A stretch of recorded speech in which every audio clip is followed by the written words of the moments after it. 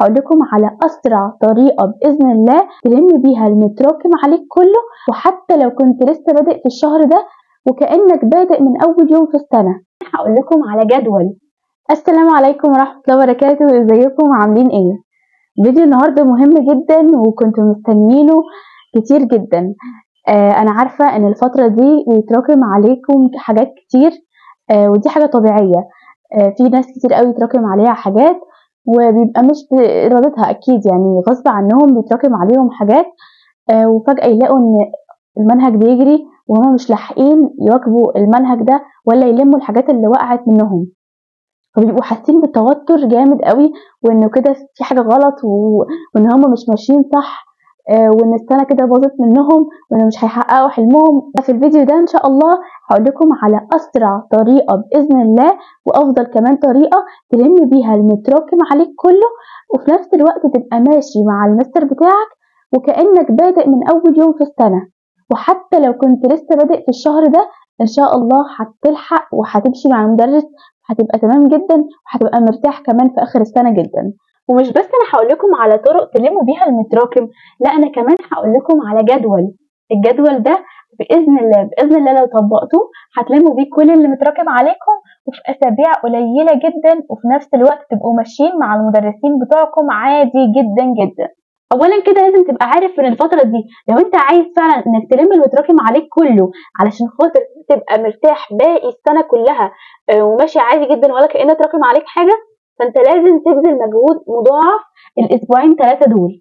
اعمل حسابك على ان انت هتتعب شويه دلوقتي في الكام اسبوع دول، علشان خاطر بعد كده في بقيه السنه كلها هتبقى مرتاح باذن الله ومش متراكم عليك حاجه وماشي عادي جدا. طيب دلوقتي كده اول حاجه بتمثل مشكله وبتضيع لك وقتك، اللي انت محتاج توفره قوي الفتره دي علشان خاطر تلم فيه الحاجات المتراكمه، وهي النزول للدروس. كتير قوي بجد بعتولي ان عندهم مشكله في ان هم مثلا بيخرجوا من البيت علشان الدرس من الساعه 7 الصبح، يرجعوا على الساعه 2 او 3، فكده بيروح وقت كبير جدا بره. ده غير ان هم لما بيرجعوا من الدرس بيبقوا تعبانين ومرهقين وحاسين ان هم اصلا خلاص بقى مش قادرين يعملوا حاجه تانية في اليوم غير هو الدرس ده كفايه عليهم قوي. طب ايه حل المشكله دي؟ حل المشكله دي هي ان انت اول حاجه لو لاقي ان انت عندك دروس لمواد معينه بتتاخر فيها التاخير ده كله وبتتعطل فيها قوي، دي كده هتضيع لك وقت ومش هتخليك عارف انك انت تلم اللي عليك. فانصحكم بجد بقى ان المواد دي تاخدوا فيها اونلاين، وانا لقيت لكم منصه بجد يا جماعه المنصه دي فعلا هتفيدكم جدا جدا الفتره دي، وهتوفر عليكم وقت كبير جدا وهتساعدكم كمان في ان انتم تلموا اللي عليكم. المنصه دي هي منصه ابواب. المنصه دي حقيقي بجد حلوه جدا لو انت عايز تلم اللي عليك، لو انت عايز تسمع شرح كويس جدا وتحل كمان تسمع شرح لاي جزء انت مش فاهمه او متراكم عليك من المنهج ومش لاقي له شرح كويس، هتلاقيه على المنصه دي. طبعا المنصه غنيه عن التعريف، معروفه جدا ومعروف قد ايه هي كويسه، والمدرسين اللي عليها ما شاء الله عليهم اساتذه كبار ومعروفين جدا. تقدر كمان تشوف ليهم فيديوهات شرح على اليوتيوب علشان خاطر تتاكد من كفاءتهم وتشوف انت بتفهم منهم قد ايه. ده غير بقى التدريبات اللي هتلاقيها بصفه مستمره، ومش بس تدريبات، ده في امتحانات ومسابقات، وبتتعمل المسابقات بصفه مستمره وعليها جوائز كمان، والجوائز بتبقى حلوه جدا بجد وقيمه. وفكره اصلا المسابقات دي بتحفز جدا على انك تذاكر عشان خاطر تدخل في المسابقه دي وتحل وتتنافس مع حد تاني، مع طالب تاني. موجود على المنصه دي مستر محمد السخاوي، طبعا المستر معروف جدا ما شاء الله عليه، شاطر جدا في العربي، وليه قناه على اليوتيوب، ادخلوا حتى اتفرجوا على الشرح بتاعه، ما شاء الله عليه ممتاز حقيقي جدا. وكتير بقى من الاساتذه الشاطرين جدا جدا في كل المواد، فحقيقي يعني هتستفيد قوي. هتلاقي شرح لاي حته انت عايزها، هتلاقي مراجعات في الاخر، هتلاقي اسئله تحلها كتير، هتلاقي كمان مسابقات. بغير ان انت في اخر السنه لو باذن الله ان شاء الله يعني ربنا يكرمكم كلكم كده، لو ربنا كرمكم وجبت مجموع عالي وطلعت مع الاوائل بتوع المحافظه او الجمهوريه، فبيبقى ليك جوائز قيمه جدا من المنصه زي لابتوب وتليفون وحاجات تانية كتير قوي اخدوها طلبة السنة اللي فاتت ما شاء الله. وكمان انا اول ما عرفت عن المنصة رحت سألت أصحابي اللي معايا في الكلية علشان أعرف هل في أي حد منهم كان مشترك في المنصة، ولقيت فعلا كذا واحدة مشتركين في المنصة كانوا من هم في ثالثة ثانوي، واستفادوا منها جدا فعلا، وقالوا لي إن هم كويس فعلا إنهم اشتركوا فيها علشان استفادوا منها حاجات كتير جدا، سواء في الشرح أو في الحل، يعني من كل النواحي استفادوا منها. فبجد انا لما عرفت كده اصلا تواصلت مع المنصه، وطلعوا عاملين كمان برومو كود، هو ابواب 24. البرومو كود ده هيعمل لك خصم على اي اشتراك تشتركه في اي سنه دراسيه. هي المنصه من رابعه ابتدائي لحد ثالثه ثانوي، وثالثه ثانوي في حدود 1500 جنيه، بعد الخصم كمان ممكن تبقى 1000 او في الحدود دي، او على حسب طبعا انت هتشترك في الترم او بالسنه. وانا هوريكم كل ده دلوقتي على الشاشه قدامكم. بس بجد يعني الموضوع مش مكلف خالص نهائي، بالعكس ده موفر جدا، يعني بجد مقارنه بالثمن اللي انت بتدفعوه لما تروحوا درس في السنتر، ده غير طبعا بعيدا عن المواصلات اللي بتدفعوها.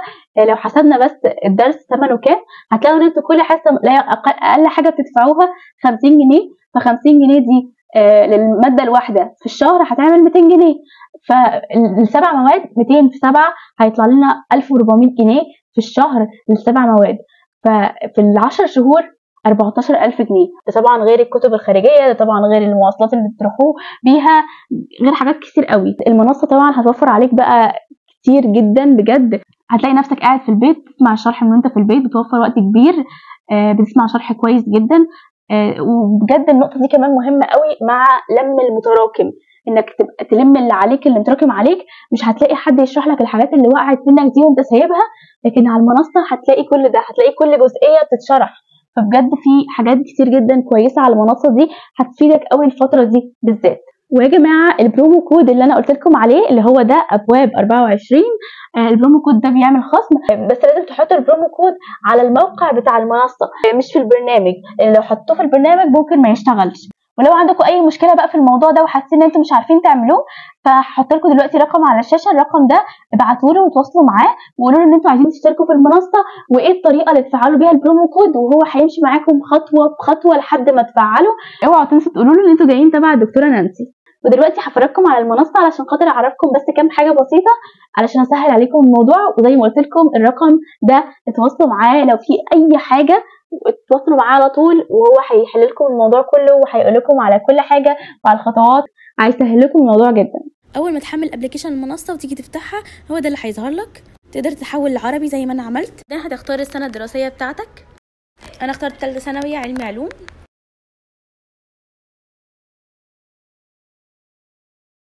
بعدين هتدخل رقمك وتعمل كلمه سر لنفسك، بعدين هيتبعت لك كود على رقمك اللي انت دخلته، هتكتبه عادي جدا، وبعدين تكتب اسمك ايا كان الاسم اللي انت عايز تكتبه. بعدين هتفتح معاك المنصه، هتلاقي قدامك فرصه انك تجرب تجارب مجانيه لاي شرح او لاي حل او لاي منافسه. انا اخترت الانجليش مثلا، واخترت اختبارات واسئله، وطلع لي كل الاوبشنز اهي.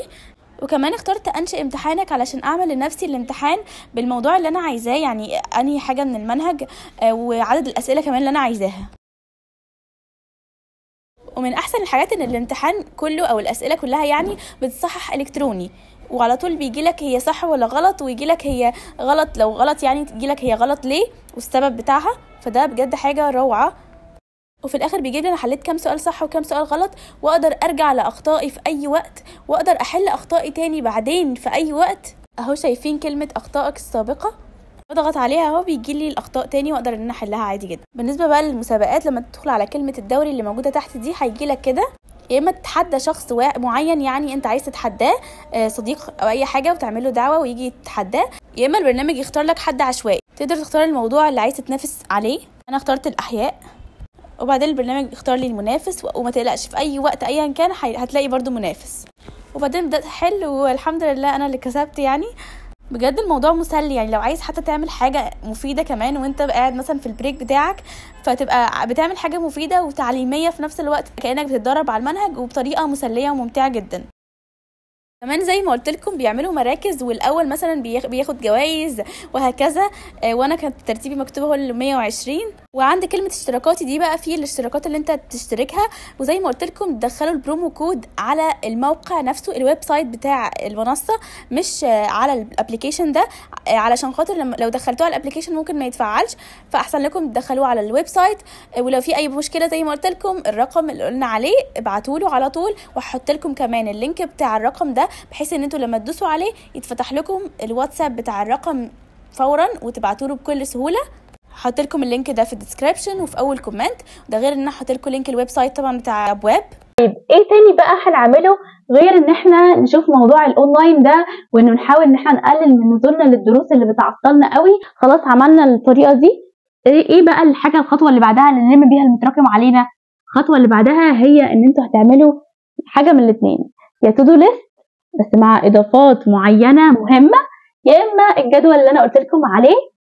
شوفوا انتوا بتحبوا تطبقوا انهي بترتاحوا له اكتر واعملوه. هنبدا مع بعض بالتو دو ليست. التو دو ليست هتبقى زي ما احنا بنعملها على طول، هتكتبوا فيها المهام اليوميه بتاعتكم، بس هيبقى فيه مربع اضافي مهم جدا، وهو المربع ده هنعمل فيه ايه؟ نحط فيه ساعتين لمذاكره ماده متراكمه عليك. يعني ايه؟ يعني دلوقتي انت عندك عربي، هتذاكر دلوقتي النهارده عربي، انا هذاكر عربي درس نحو انا اخدته النهارده. طيب المهمه اللي بعدها ان انا هذاكر ساعتين عربي برضو، بس حصه نحو انا اخدتها قبل كده واتراكمت عليا وما ذاكرتهاش. دي كده التو دو ليست. طيب الجدول بقى، الجدول ده بقى بجد يا جماعه جميل جدا جدا وهيريحكم قوي. وانا منظماه كده بشكل معين، اتمنى يا رب يعجبكم. خلينا دلوقتي نفترض مع بعض ان انت متراكم عليك الباب الاول والثاني كيمياء والباب الاول فيزياء مثلا يعني. فانت هتعمل ايه بقى فيهم؟ هتعمل ايه في الجدول بتاعك؟ بص، الجدول ده هيبقى عباره عن ان انت هتكتب سبت حد اثنين ثلاث اربع خميس جمعه، تكتب الايام كده قدامك وتحط قدام يوم السبت ساعتين كيمياء تلم المتراكم عليك من الباب الاول وتحل.